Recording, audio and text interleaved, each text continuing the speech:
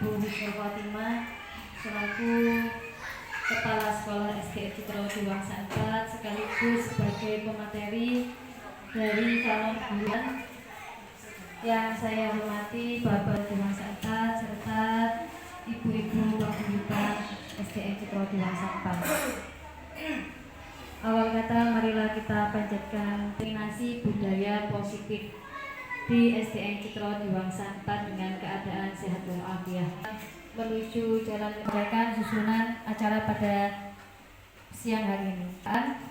Acara yang kedua sambutan, acara yang ketiga doa, dan acara yang keempat diseminasi budaya positif. Hari ini penutup.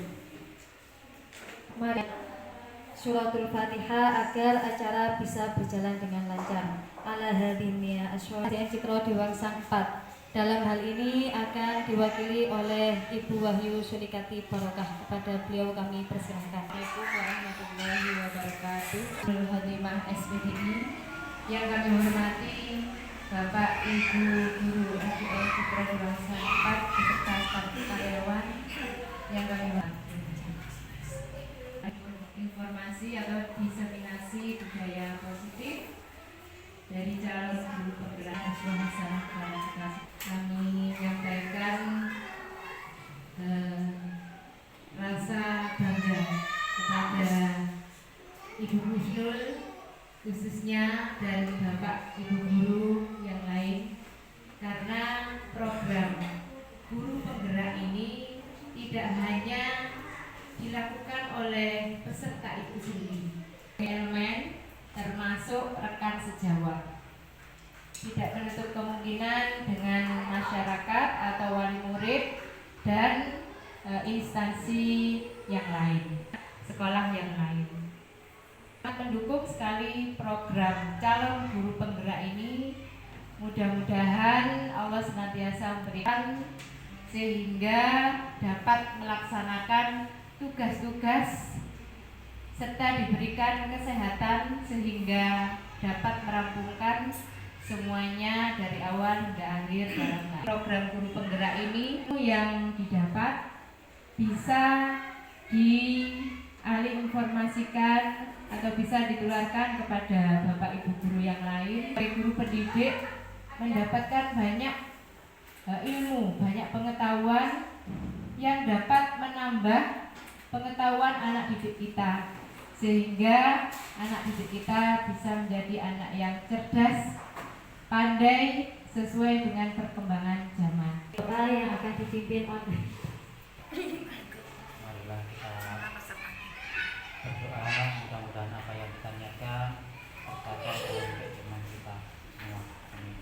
Alhamdulillahirobbilalamin. Allahumma inna nas'aluka kalimatan taqi wa afiatan fisasat wa afiatan fil ilmi wa barakatan fil rizqi wa barakatan fil maut wa rahmatan minal maut wa rahmatan minal rahmah. Rabbana atina fid dunya hasanah wa fil akhirati hasanah wa qina adzabannar. Diseminasi budaya positif oleh Ibu Husnul Khotimah SPDI. Assalamualaikum warahmatullahi wabarakatuh. Umat, Bapak Ibu guru beserta wali murid, terima kasih atas waktunya yang sudah memenuhi undangan saya untuk menghadiri diseminasi budaya positif pada siang hari ini. Dan nilai-nilai kebajikan universal. Kedua,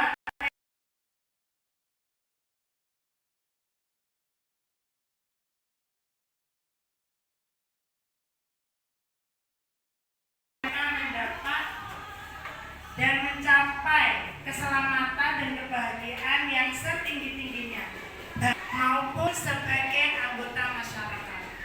Jadi pribadi yang kritis, penuh hormat dan bertanggung jawab. Pak Ibu, kita hari ini bermain dengan kepalan tangan pada secari kertas, yaitu mengenai berharga untuk Bapak Ibu. Nah, letakkan salah satu di tangan panjenengan kertas yang sudah panjenengan tulis tentang sesuatu yang sangat mengenai benda. Kertasnya dengan sekuat tangan, kemudian bujuk dengan bujukan bisa membujuk, mengancam atau bahkan menghajar Jadi, jenengan rayu buat apa yang terjadi dengan benda yang sudah menjenengan kepala sangat berharga. Membuka kepala tangan Bapak Ibu. Bu, kalau misalkan membuka apa alasannya? Kalau tidak, apa alasannya? Nah, ini adalah hal yang sangat privasi buat saya. Baik itu mau membuka atau tidak, yang memegang kontrol berarti siapa betul kali ini? Jadi yang memegang kontrol dari diri kita adalah diri. Respon ke teori kontrol. Siapa sesungguhnya yang memiliki kontrol? Pandangan sama dengan kita, tapi usaha memahami pandangan orang lain tentang dunia. Menurut teori kontrol, hanya kita yang bisa mengontrol diri kita yang baru. Jadi yang mengontrol diri kita untuk bisa membuka tangan atau tidak adalah diri kita sendiri. Nah, tapi kalau menurut teori kontrol, pola berpikir menang-menang. Sama sih dalam budaya kita makna kata disiplin dimaknai menjadi sesuatu yang dilakukan seseorang pada orang lain untuk mendapatkan kepatuhan. Kata disiplin dengan ketidaknyamanan karena dari faktor eksternal, bukan karena dari diri kita, tidak nyaman rasanya. Faktor intrinsik diri kita sendiri yang seawal itu akan nyaman bagi kita karena berasal dari dorongan diri kita sendiri. Sama saja, sebab jikalau kita tidak cakap melakukan disiplin, wajiblah penguasa lain mendisiplin diri kita dan terpakai setiap individu. Nilai-nilai tersebut menurut Dr. William Glasser pada teori kontrol, setiap perilaku atau perbuatan tujuan. Dengan mengaitkan nilai-nilai kebajikan yang diyakini seseorang, maka motif Pancasila yang ada berapa elemen? 6 elemen ya. Yang pertama yaitu beriman, bertakwa kepada Tuhan yang Maha Esa dan berakhlak mulia, mandiri, bernalar kritis, berkebinekaan global. Dan sebuah situasi di mana Bapak Ibu sengaja melakukan sesuatu yang menyakitkan bagi Bapak Ibu, bahkan dengan penghargaan dari orang lain, mengapa Bapak Ibu tetap memilih melakukannya? Atau hukuman itu berasal dari diri kita sendiri atau karena dari orang lain atau karena menghindari hukuman? Ini termasuk reward dari gurunya, akan mendapatkan pujian dari gurunya. Itu juga suatu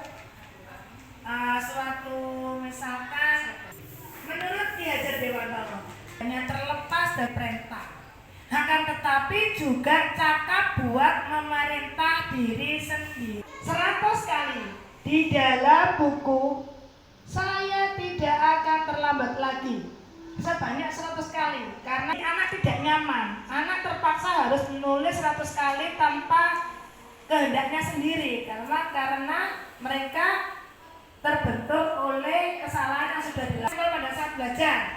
Juga konsekuensi, karena dia yang menumpahkan, maka dia yang membersih. Mengelilingi lapangan basket 2 PJUK, karena ini ada kaitannya dengan olahraga.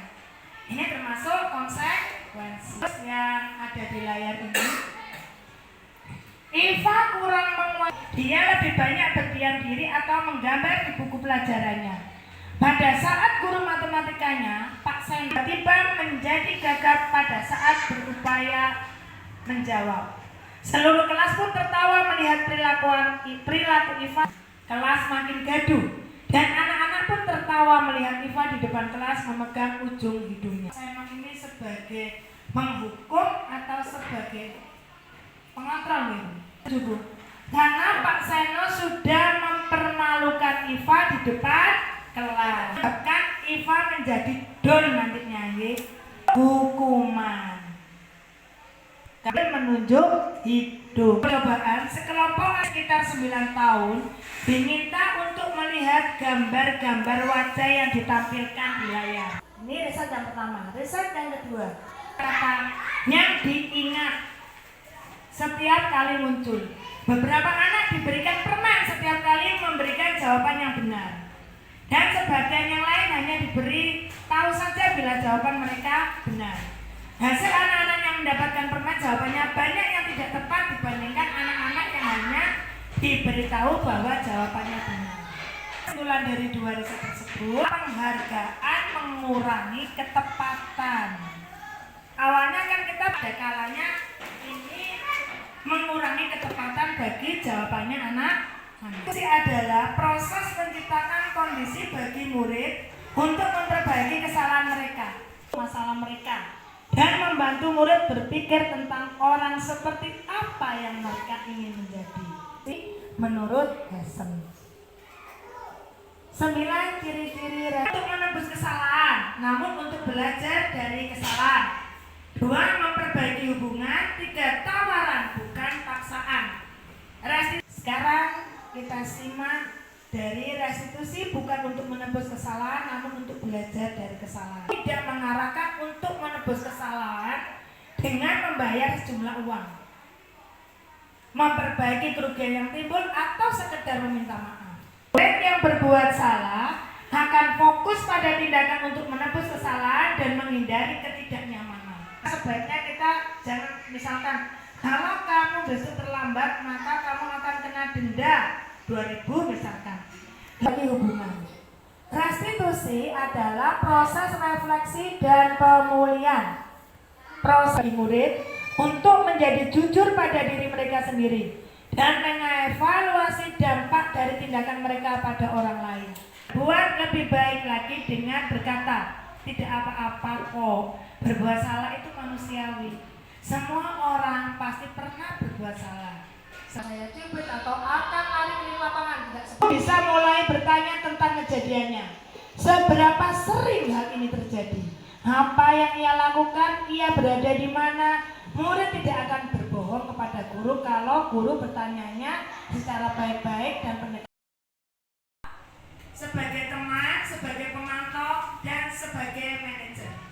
Untuk lebih jelasnya, marilah kita simak video yang akan saya tayangkan.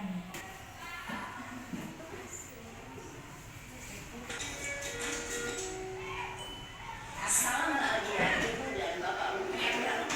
Dalam penerapan disiplin positif restitusi, salah satu program yang dikembangkan adalah 5 posisi kontrol. 5 posisi kontrol dalam restitusi adalah proses perjalanan seorang pendidik agar dapat mengenali dirinya. Pada video kali ini, kita akan membahas tentang 5 posisi kontrol yang dikembangkan oleh Diane Gosser, dan contoh penerapan adalah 1. Posisi penghukum. 2. Posisi pembuat merasa bersalah. 3. Posisi teman. 4. Posisi pemantau atau monitor. Dan 5. Posisi manajer. Untuk lebih memahami kelima posisi tersebut, mari kita saksikan kasus Naren yang terlambat hadir 50 menit di sekolah dan melihat bagaimana kelima posisi kontrol dalam menghadapi masalah tersebut.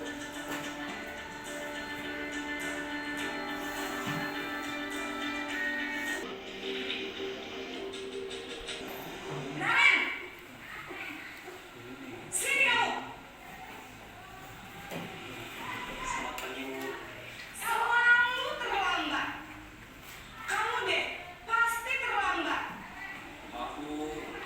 Saya Apa? Apa coba? Alasan kamu apa lagi? Kapan sih kamu tidak terlambat? harus berlapan basket, Bu. Kenapa? Bawa pulang. Sekalian, biar kapok. Cepat.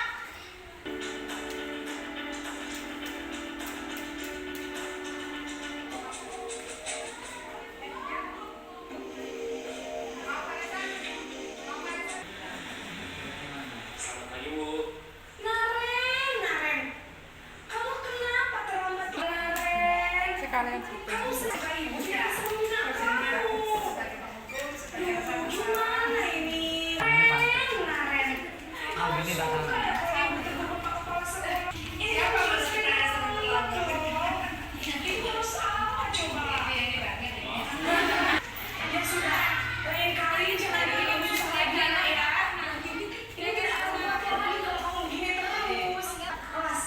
Maaf ya, Bu. Maaf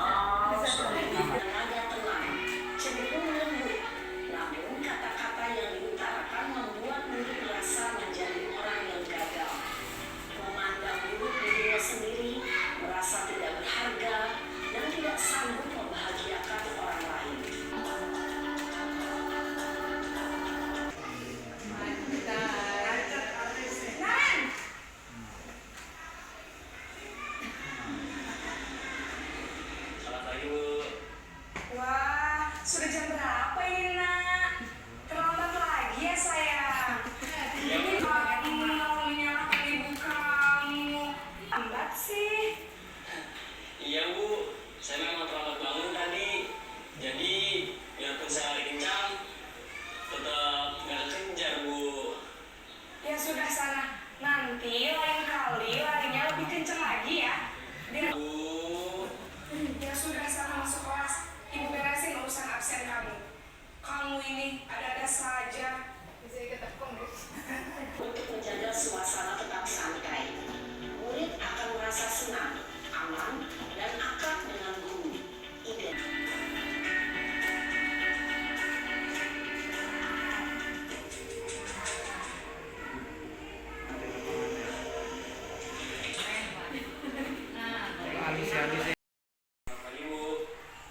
Selamat pagi, Naren. Maaf Bu, saya terlambat. Iya, sekolah masuknya jam 7, sekarang sudah jam 7.20. Saya lupa tahu saya semalam. Baiklah, menurut kamu, keyakinan sekolah yang mana yang perlu kamu tingkatkan? Dan orang lain mungkin ya Bu. Apakah Naren meyakini prinsip saling menghormati tersebut? Iya Bu, saya meyakininya. Apakah Naren bersedia memperbaiki masalah keterlambatan ini? Bersedia Bu. Saya akan coba untuk tidak lupa menyetel alarm saya Bu. Baik, kalau Naren lupa menyetel alarm di rumah, ada orang yang kira-kira bisa bantu mengingatkan tidak? Ada Bu, kakak saya, Kak Emma. Ada lagi selain Kak Emma? Selain Kak Emma, ada ibu saya. Baik. Belajar yang lebih tepat yang kita terapkan untuk peserta didik kita.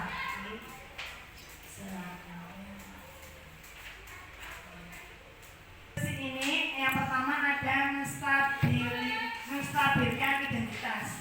Yang kedua validasi kebutuhan dan ketiga menanyakan keyakinan.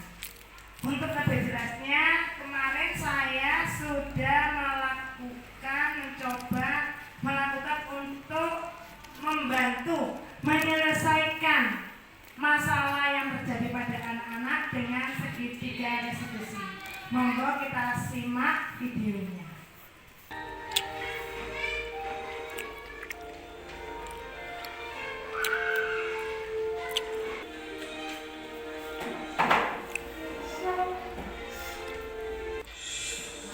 Kasusnya.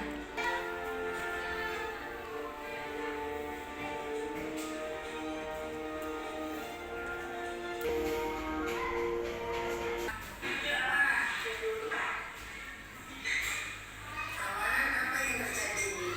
Saya berkelahi sama Izan. Ragu-ragu, Izan memukul saya membalasnya, Bu. Dengan pukulan tersebut, kamu sakit apa tidak? Sakit, iya. Kamu kan sudah sehat. Lebih baik. Kamu adalah seorang siswa yang baik. Rajin masuk sekolah, bisa semangat. Sekarang kamu pergi ke Izan ya. Minta maaf. Saya tidak dimarahi dan saya merasa tenang. Saya sudah berbaikan lagi sama Izan.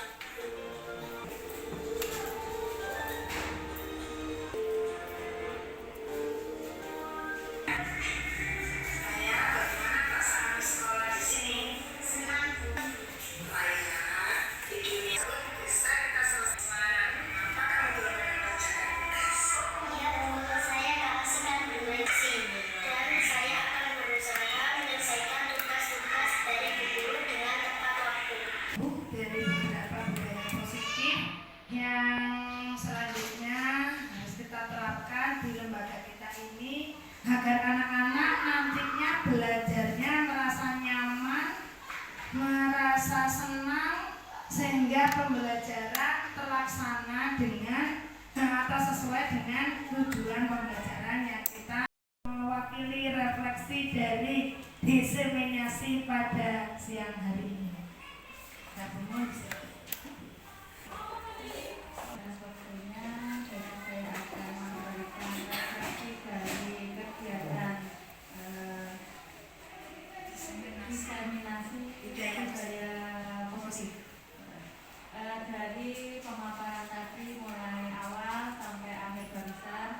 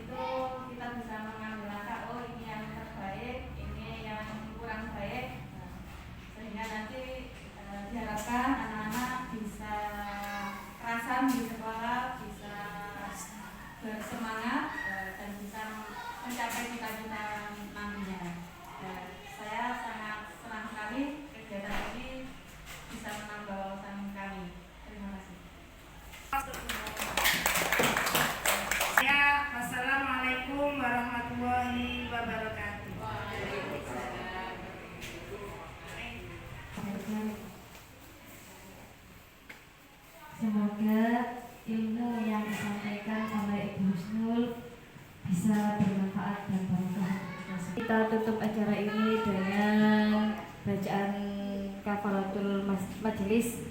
Allahumma wa bihamdika asyhadu an